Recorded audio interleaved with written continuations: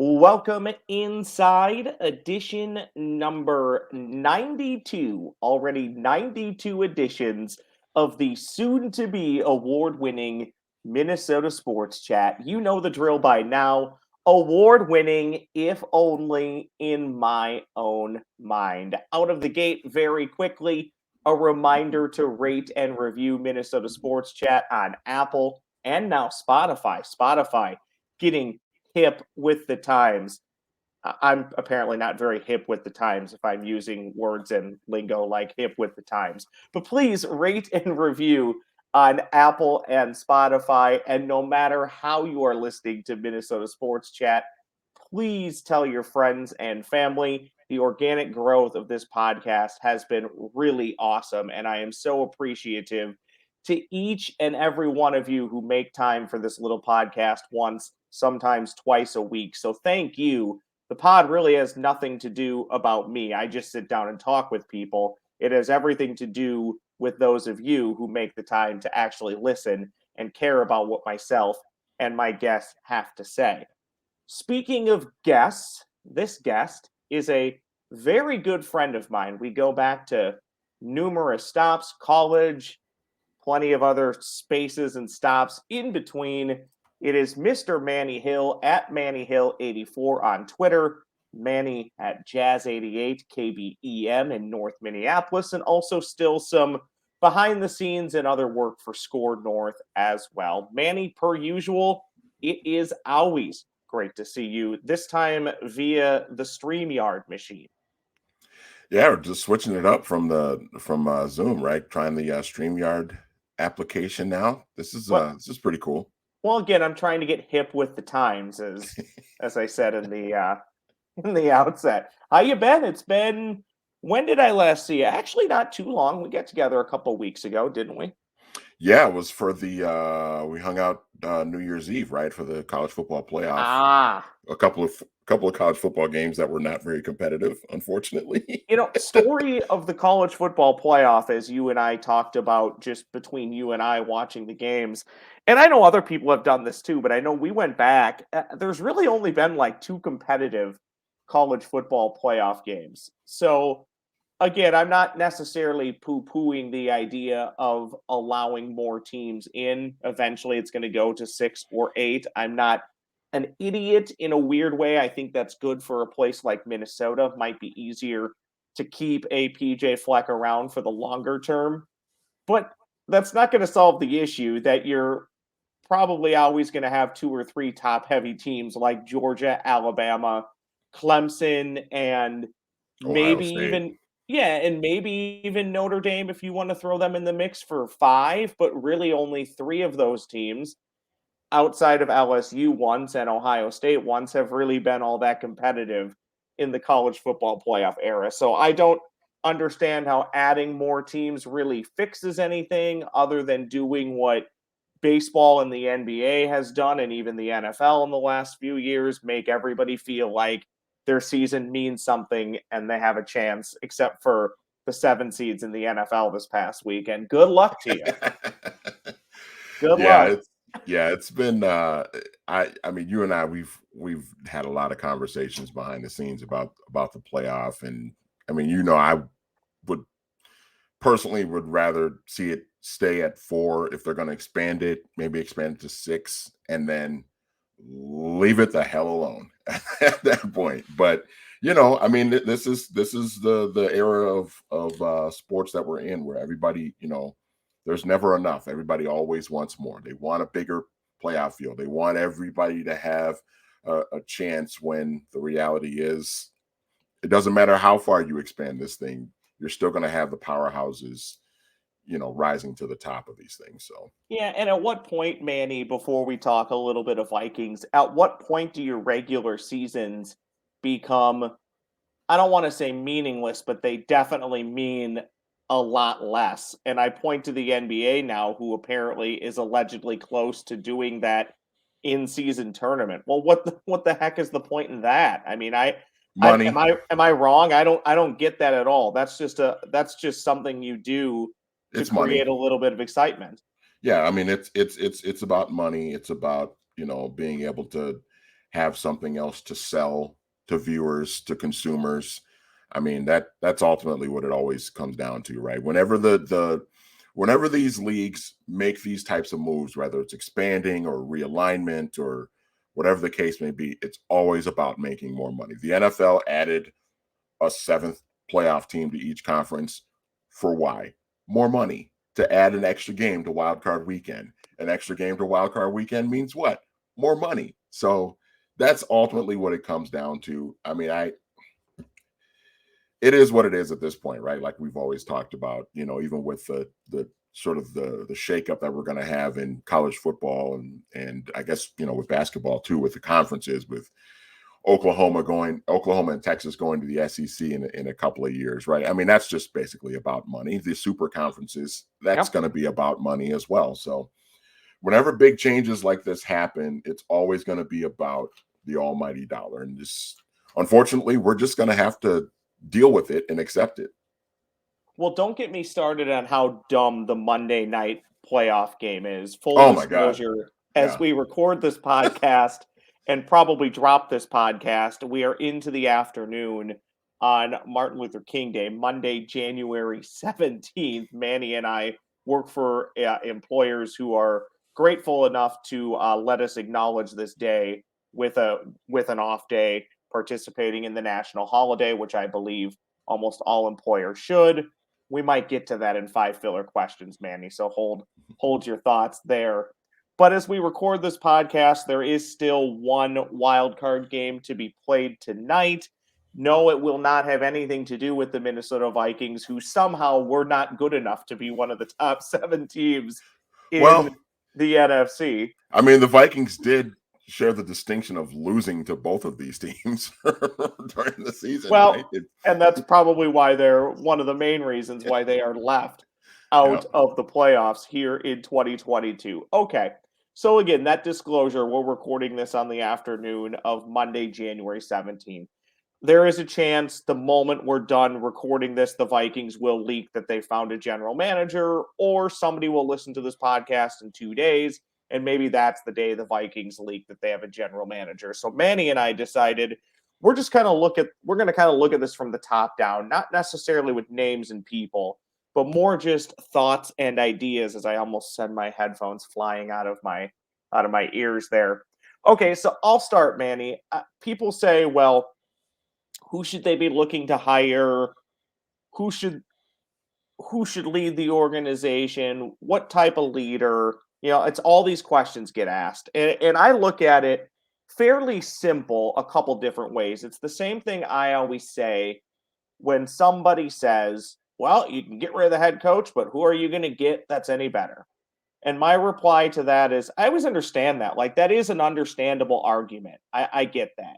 Mm-hmm. But this team, under the current general manager, or excuse me, the former general manager and former coach, for literally 4 years, have been basically a 500 team. They had the one, we'll put it in air quotes, nice season where they go on the road, they win a playoff game at New Orleans, then lose to the eventual NFC champion San Francisco 49ers.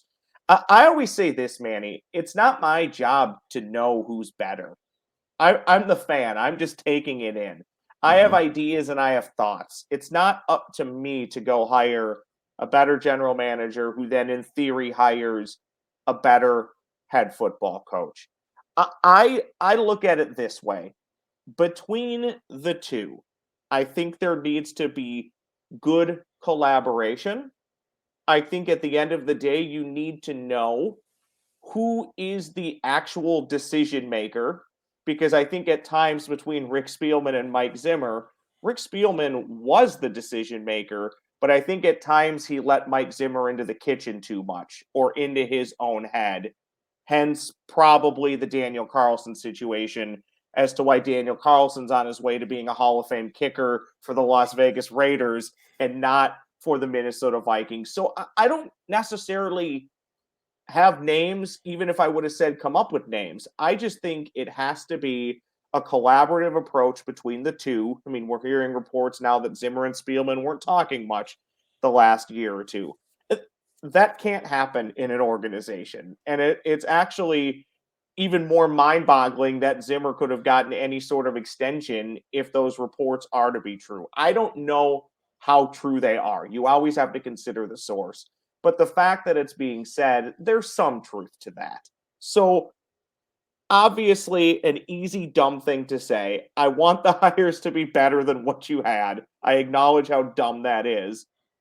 But I also just want it to be a collaborative approach where every now and then the general manager says, yeah, you know what? Like draft specific.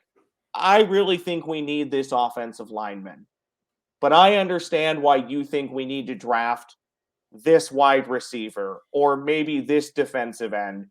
So let's do that. I just think there needs to be some of that. Case in point, what the Bengals did with Jamar Chase. They had so many other needs than wide receiver, but they said, what is going to keep Joe Burrow happy? Yeah. Oh, let's give him a rock star wide receiver. And not only just a rock star wide receiver, one that he knows and that he's comfortable with. And you could argue that should have been the pick all along. I'm going to go ahead and say I'm guessing among Cincinnati Bengals brass it was not consensus to make that move. I guarantee you they looked at plenty of other holes they wanted to fill on that roster, but it's worked out for them.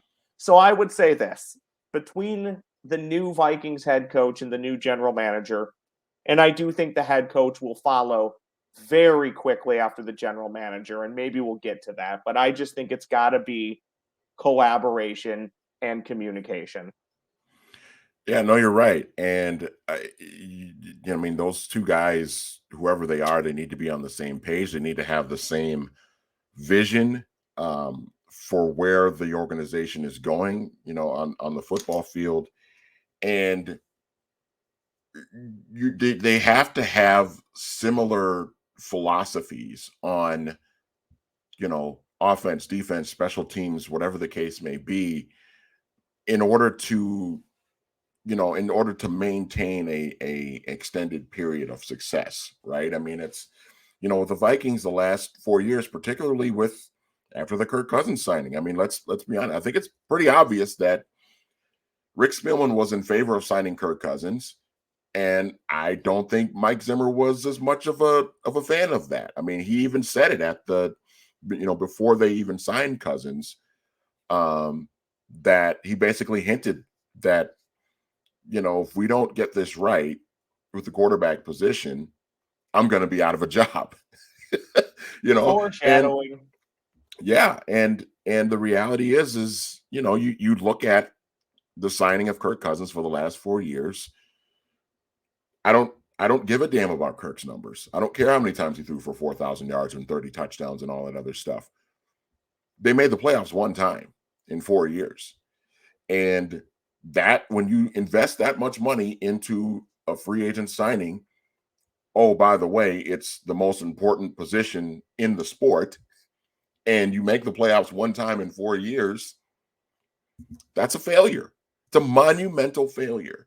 And the fact that the GM and the head coach were not on the same page in that signing to begin with, that's an even further indictment on that whole combination. So that part of it is going to be very, very important for whoever the Vikings go with next with these two positions.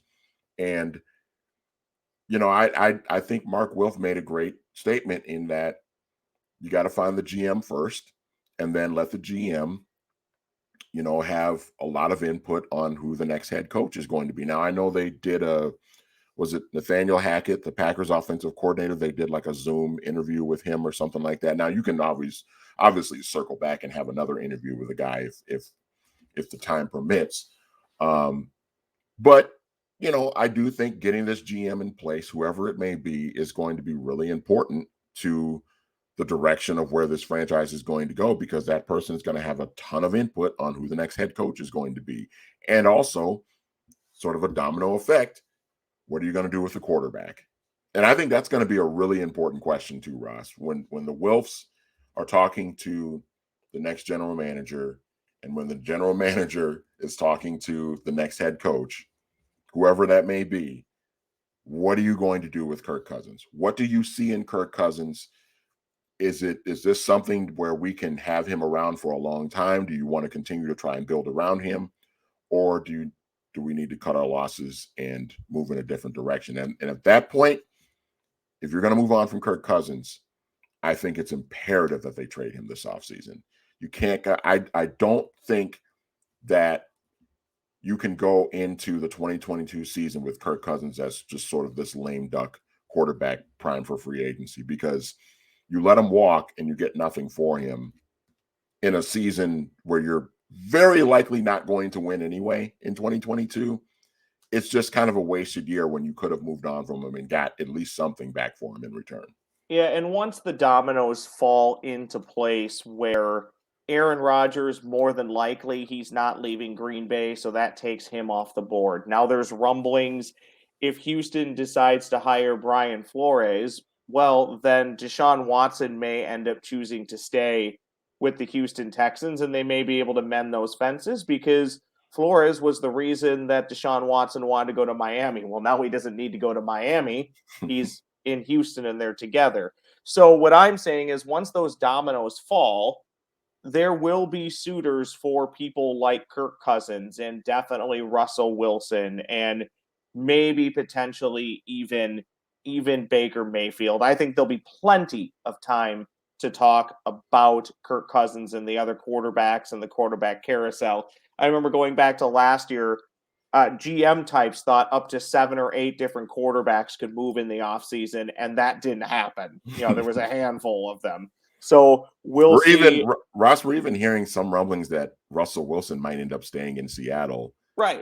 If his relationship with Pete Carroll gets better, or if I don't know, if we knew Pete Carroll was going to step away, he probably would have done it already by now. We would have heard about it.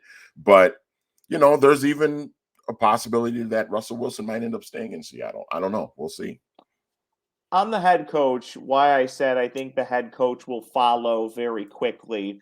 You kind of started to touch on the Vikings interviewing Hackett, and I think there may have been at least a few other coordinators that they've requested to talk to. And I know going back a week or two, I had said, well, getting rid of both, I think it's the right move, but it scares me a bit because it's going to take a bit to get the GM. And then who knows what type of head coaching candidates have already been swooped up. And how long will that take? And will you even get the best guys? Or I guess even gals in the GM case. But I'll give the Wilfs in whatever internal committee they're using because they didn't hire an outside committee. It's their own people. I'll give them credit here because here's what I think is happening. They're vetting pretty much every head coach as well. At the same time, they are vetting the general managers. This way, when they hire a general manager, they can say, hey, look, you're going to have a lot of say here, but we've already talked to like these 12 people. So if you want to hire one of these 12 people after you do your due diligence, we're good. We can speed up the process a bit. Now, there may need to be one more quick phone call, one more quick in person, but it shouldn't take as long in theory because they're doing their homework on these coaches as well. So I'm going to give them credit. I like this approach. I hope they have the Keurig going and the Mr. Coffee going because I think these are really long days when you're interviewing literally every personnel assistant across the NFL, and they've been linked to about 15 different head coaches. So I hope their caffeine is just flowing. And I hope, Manny, on the general manager front, whether the general manager is pro keeping Kirk Cousins for a few years or pro moving on from him right away, I hope all the candidates are telling the Wilfs what they believe, not what they believe the Wilfs want to hear. And I'm not sure if I know what the Wilfs want to hear. I'm not sure if I want the Wilfs to have somebody tell them, hey, we're going to build this thing around Kirk Cousins. You made a good investment. We're going to keep him. Or if they want somebody to maybe affirm other opinions that they're having. So I don't know one way or another. I just hope people aren't telling the Wilfs what they want to hear. And at the same time, the Wilfs are being open enough, or Wilves, sorry. Is it Wilves? I think it's Wilves. I think it's Wilfs. Hopefully they're being open enough to hear things that they probably don't want to hear. And again, that goes back to the communication and collaboration part that I talked about 10, 15 minutes ago. Yeah, well, and that's the thing. And I know Mark Wolf in his press conference on was it Monday after they let Mike and Rick go, he kind of indicated that, a rebuild is not really in the cards. But he Now, has to say that though, yeah, right? he does have to say that. But I also think it's going to be important for the new GM to be very, very open and candid and honest about where they see the roster and realistically how far this team is away from competing for a championship. Because again, that's going to depend on what you do with Kirk Cousins. If new GM and the Wilfs, if they think this team can win and compete for a Super Bowl in 2022, they're likely going to keep Kirk Cousins.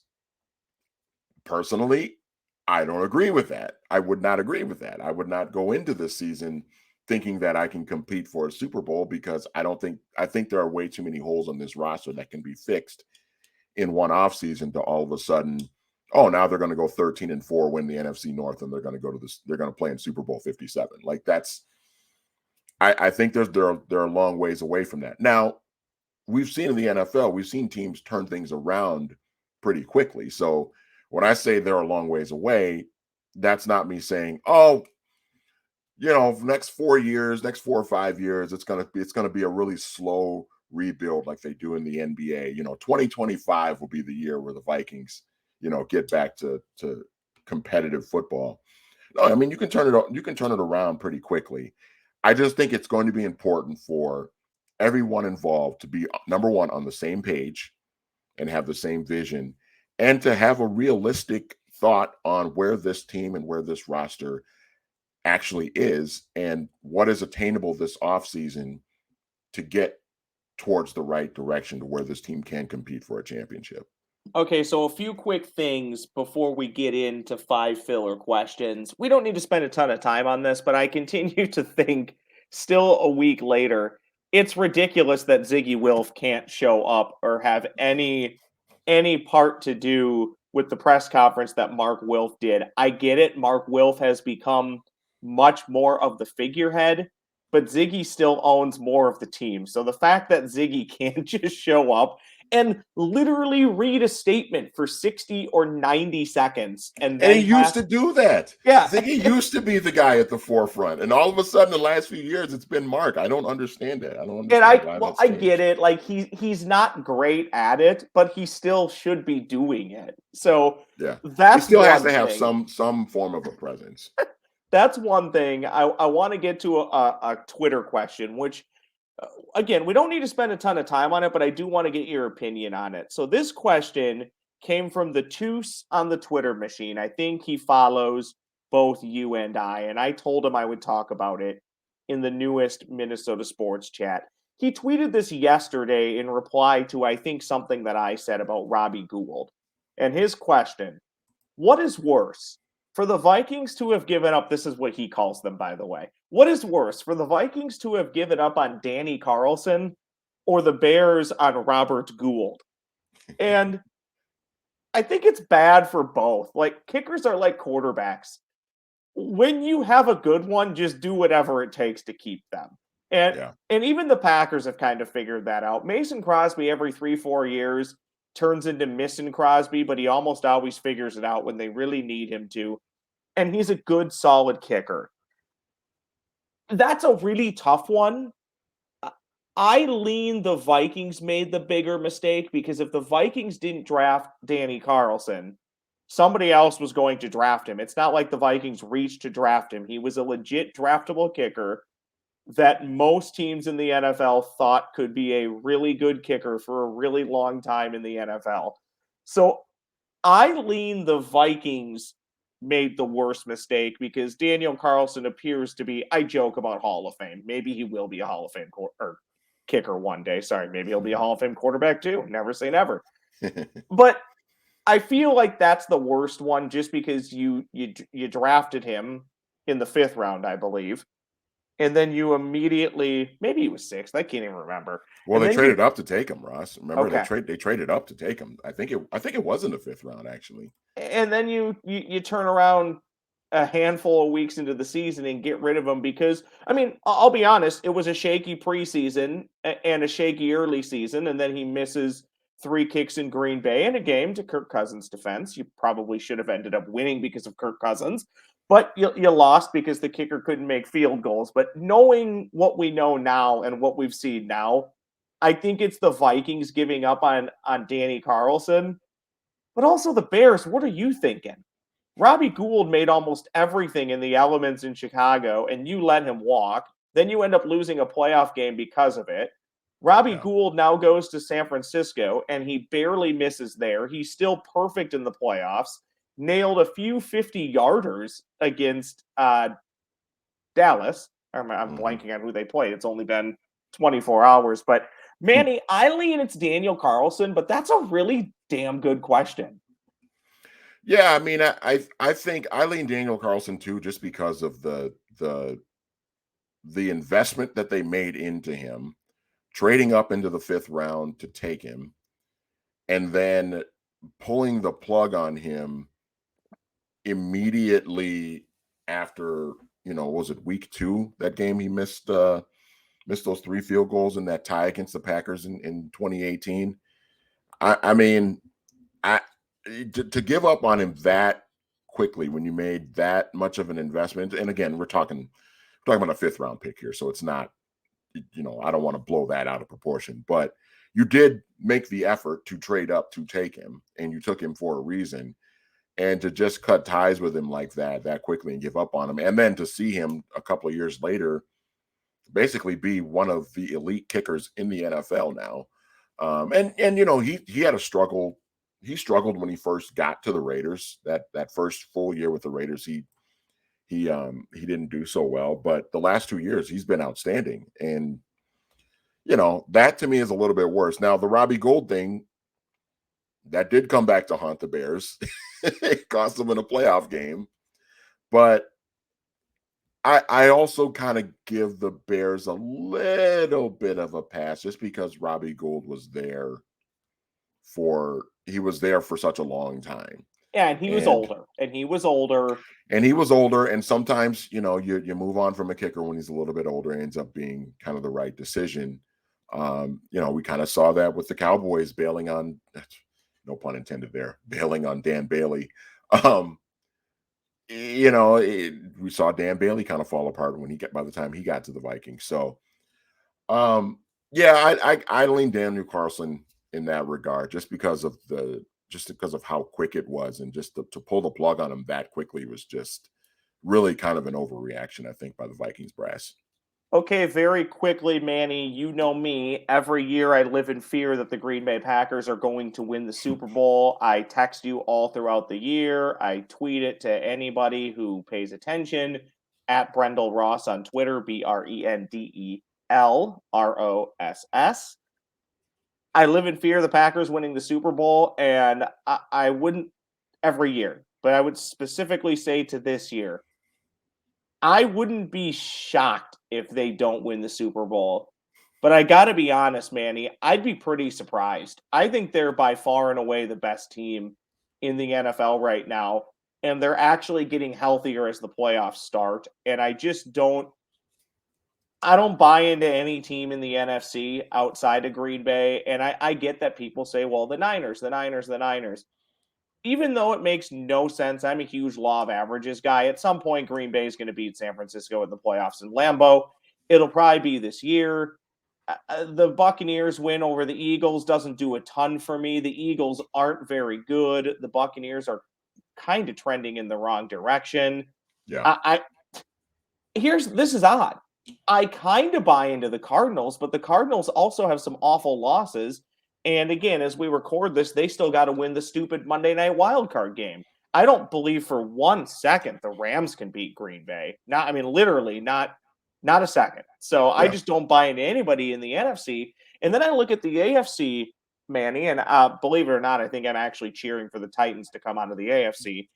But I think the only team that could really beat Green Bay in the AFC It's Kansas City. is Kansas City. And the Yeah. caveat being, Manny, if Green Bay has the ball last, I don't think Kansas City can stop Green Bay, which leads me to believe I think Green Bay will win the Super Bowl. And I am terrified and disgusted at the same time.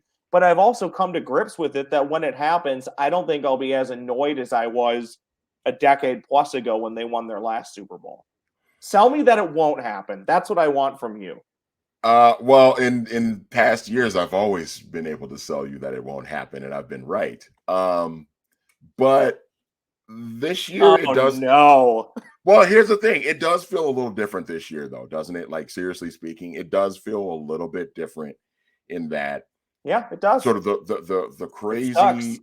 Yeah, I mean the the crazy offseason that they had with all the drama with Aaron Rodgers, and then he shows up and he has this long, half hour, 45-minute press conference where he's just sort of airing out all of his grievances and all this other stuff. Then the whole deal where he has to sit out a game because he tests positive for COVID, and the controversy about him, being vaccinated or immunized is how he put it, obviously. He And sat just out a game, Manny, and it didn't even cost them anything in the end. They right. were so good this year, they didn't even have to care in their final game in week 18. Yeah. Well, and the game that he sat out was against Kansas City, ironically, too. Yes. Uh so yeah, I mean, I it does kind of have a different vibe to it. I the last time I was really worried about the Packers going all the way to the Super Bowl and winning it was the last time they went and won it, which was the 2010 season. And I kind of came to that realization after they went into Atlanta in the second round, in the divisional round, and just absolutely torched the Falcons. Like, I think it was like 48-21 or something like that. The Packers just blew the doors out of the Falcons. At that point, it was like, oh boy, this team is like a buzzsaw right now. And they're going to go into Chicago and take care of the Bears because the Bears can't beat them. And they did that. And, you know, it was once they got to the Super Bowl, I just wasn't super confident in Pittsburgh being able to beat them. And then when Ben Roethlisberger throws the pick six to Nick Collins, it's like, okay, yeah, it's over. Packers are going to win this game. They got no chance. The Steelers have no chance. And the You're Steelers bringing actually came back back and make it. awful memories. I know. Well, and the Steelers actually did come back and make it a game down the stretch. It ended up being a one possession game in the end. But no, it does kind of have that. I mean, that was a very different Packers team then. But it does kind of have that same sort of vibe to it where everything seems to be clicking for them. There aren't really a lot of question marks. Aaron Rodgers is probably going to win another MVP. Devontae Adams has been unbelievably good. And their defense has been really strong all year, and they have home field advantage in the NFC playoffs. So I think it'll be hard. It'll be hard to sell me on them not going to the Super Bowl. Now, once you get to the Super Bowl, a lot of things can happen. I mean, Kansas City got to the Super Bowl last year and they lost both of their tackles, their starting offensive tackles, to injuries in the AFC Championship game. And they got to the Super Bowl and they were completely overwhelmed by the Buccaneers. So, a lot of things can happen between now and then that could determine how the Super Bowl goes. But as far as the NFC is specifically, I mean, I just don't. The Rams, I don't think the Rams are good enough. I think Matthew Stafford's going to cost them a game. It might, if it's not tonight, it might be a game next week where he's going to cost them a game. I'm not sure I think Arizona's good, but I'm not sure Arizona is ready yet to take that step to go into Lambeau Field and just beat the Packers like that. The Niners, the Niners it seems like they have the formula to do it. But you saw that they almost blew that game against Dallas yesterday. I mean, it's just, and Jimmy Garoppolo's, I think, always going to be the one that prevents them from getting over the top. So outside of that, I mean, Tampa doesn't look great right now, but, we've seen Tom Brady turn it on late in the season before too. So I don't know. It'll be interesting. Literally anybody but Green Bay. I don't despise anybody on the AFC side. I mean, there's a few teams without getting deep into the weeds here that I don't love on the NFC side. Actually, probably one, and that would be the Rams because they should probably still be in St. Louis or somewhere else not named LA, hence losing home field advantage at home to the 49ers. a few And weeks think back. about this. It's just stupid that there's two teams. There shouldn't even probably be one team in LA, and the NFL was so stupid they put two teams there. Well, the Rams should, if you're going to put a team there, just put the Rams there and leave it alone. The Chargers should still be in San Diego.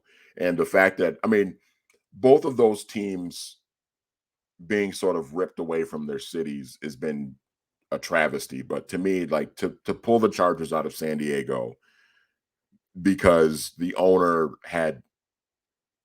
needed a new stadium, but he had zero interest in putting a new stadium in San Diego. Like he never wanted to do that. He always wanted to take the team out of there. So that's a real travesty. But think about this with the Rams.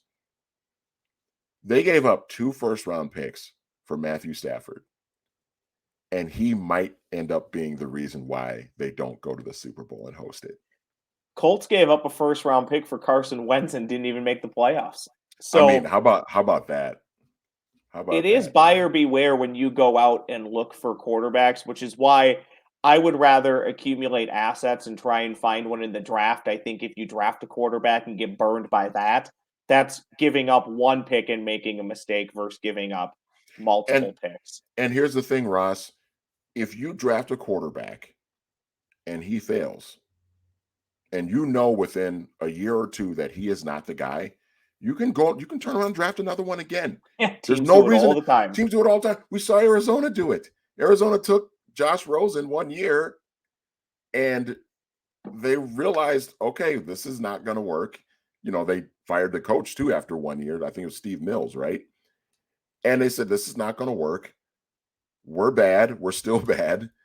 We got the number 1 pick. We got this guy that just won the Heisman Trophy at Oklahoma. Let's take him.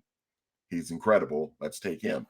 It's worked out. So I don't think that you ever have to, once you draft a quarterback, you don't have to, if you feel like he's not the guy, you can move on from him pretty easily because it's not like, especially now when it's not like you're making that huge financial investment into him early in their career, like, the Sam Bradfords and the Joey Harringtons and the Cam Newtons had to kind of deal with when they Yeah, were and you can drafted. even get out early by not picking up the fifth-year option if it's a quarterback you took in the first round. So Right. Yep. more reason than ever to explore building your team that way Now by you do have finding to a be quarterback in the now you first do have round. to be careful. You do have to be careful because if you continue to whiff on quarterbacks as a GM, that will get you fired. Yes. So you do have to, at some point, you do have to get it right. Ask the former general manager of the Minnesota Vikings 5 filler questions with Manny Hill in just moments. Speaking of filler and filling up, one thing I do, especially on these off days for me, these work off days, a lot of filling of my coffee mug, copious amounts of coffee on these off days. One coffee company I need to tell you about is Beans Coffee Company. Born in the garage from a love of craft, Beans Coffee Company is the premier small batch coffee roaster located in the heart of Mankato, Minnesota, not horribly far from where this podcast is being recorded. Their signature technique produces a full, clean I'll try that again, Manny. A full, clean flavor, not favor, flavor. However, you'd be doing yourself a favor by trying this coffee. That full, clean flavor comes without that heavy mask of smoke common to a lot of other roasters. You get the true flavor of the bean, not just its smoke. And I can tell you, the coffee's really good. I have literally like 3 different batches of it upstairs, and I've been drinking it for about the last month. With a wide variety of blends from all over the world, you're sure to brew a cup of sunshine every morning. Visit them online at coffeebybeans.com. That's coffeebybeans.com to order. They ship anywhere in the US, and all orders of 3 bags or more ship for free. That is coffeebybeans.com. It is really good stuff. And good stuff, Manny, is always with you and 5 filler questions. Are you ready for your 5 filler questions, Mr. Manny Hill? Let's do it, man. All Chomping at the right, bit. cheap podcast open. 5 filler questions. We'll start with a serious one, Manny. What does MLK Day, Martin Luther K Day, mean to you specifically? I'll be very honest about this, and I think this goes without saying, and also a little bit of unfortunateness in this. I think the day means a lot more to you than it does to me. And I think for all of us as Americans, it should probably mean the same. But obviously, your experiences growing up and what you've dealt with growing up a lot different than mine. So, what does Martin Luther King Day mean to you, Manny Hill? Well, I think first off, I think it's good that his his birthday and his legacy and everything that he represented is honored on a yearly basis. And the fact that it's a federal holiday, that means that you know pretty much everyone around the country is honoring this day. I think it's huge, and obviously, personally for me, it means a ton. And honestly, I mean, I'll be fully candid. The fact that I am in a position of employment now where I'm being told that I don't have to work on this day, that's for me that's special to me because um, it's basically saying like, look, you can take a day to do what you feel is right for you and sort of honor Dr. King's legacy. And so that's always been very special. And I think it's also a good time. I mean, unfortunately, we all kind of get into these modes of where we're picking days to honor certain people and birthdays and certain days and things like that. I mean, really, people like MLK should be, people like MLK and Malcolm X and so many other people that stood up for civil rights during that time should be honored certainly more often than just one day out of the year. But the fact that it is a thing is huge for me. It's just the only thing is that it just it took so much longer than what it really should have. You know what I mean? It was did not become. I think what was it, 1983? I think when it became a federal holiday. And this was 15 years after he was killed. So yeah, I mean that part of it is always kind of in the back of my head too. But the reality is that the fact that it exists is huge personally for me. Looks like 1986, if I'm correct, just on my 86. quick Okay. Google search. And yeah, the teachings and the principles of Martin Luther King Jr. And many others, we should apply them every day versus just one day. But I do think that this one day is the good reminder for people to at least set aside a few minutes to do a little bit of history, maybe go to a museum, just incorporate a little bit of it into the day. That's something I try and do for pretty much every federal holiday. And I'm with you, Manny. Martin Luther King Jr. Day should absolutely be a day that people have off. I've always said if you're going to give President's Day or Washington's Day, whatever we call it, if you're going to give one, you should give the other. Both should probably be given as holidays to your employees. But unfortunately, I don't make all those decisions. But I can tell you, I am very grateful to have today off and grateful to share you on this podcast, Manny, and 5 filler questions. Now we'll get into some fun ones, okay? All right, let's do it. Number 2, what is worse? Frostbite on your windshield or those stupid chunks of snow in the tires in the wheel well? What's worse? um, the latter. Yeah, because especially when it's cold, because if your windshield has frost on it, you can get that off pretty easy. I mean, it's kind of a pain because you have to stand outside and kind of scrape it all off. And it's always Um, colder than you know what outside. yep, exactly. But that man, when that dirty, nasty slush gets caked up underneath, up underneath that part behind your tire, that is such a pain, especially when it is cold. Trying to get that off is the biggest bleeping chore ever. But it is fun to kick them off, though. When they come off on a day like today where it's in the 30s, Yeah, it's fun to just get them clean and get watch out them of here. fall. Yeah, Yeah, get yeah. out of there. When it's like Five Below though, and it's really built up really good, almost to where it's almost interfering with the way your tires can function. That's always the biggest pain because now you're grabbing your ice scraper and you're kind Yes. of trying to chisel away at it to try and get it to, to fall off. But And yeah, if you're like it's me, such a you pain. break the ice scraper. I've done that before when those things are rock solid. Yep. Yep. Number 3 of 5 filler questions. Man, I may have asked you this before, so sorry if I have, but if not, it's a fun question. What's the worst sports movie you've ever seen? Mine's Draft Oh, Day or Major League 3. Draft Day is good because it's so bad. Major League 3 is just a really bad movie. So yeah. I'd say one of those two for me. Shout out to Scott Bakula though. Scott Bakula, great actor. I Quantum Leap is randomly, on the Roku channel, by the dude, way. Just a heads up. I just came across a clip on YouTube, just going down a YouTube rabbit hole, and there was a clip from Quantum Leap on there, and that was hilarious. But um, I used to love Quantum Leap when I was a kid. Uh, but oh wow, worst sports movie that I've ever watched. Um, Oh, you're oh, stumped. I love this. yeah. Well, see, here's the thing. I kind of have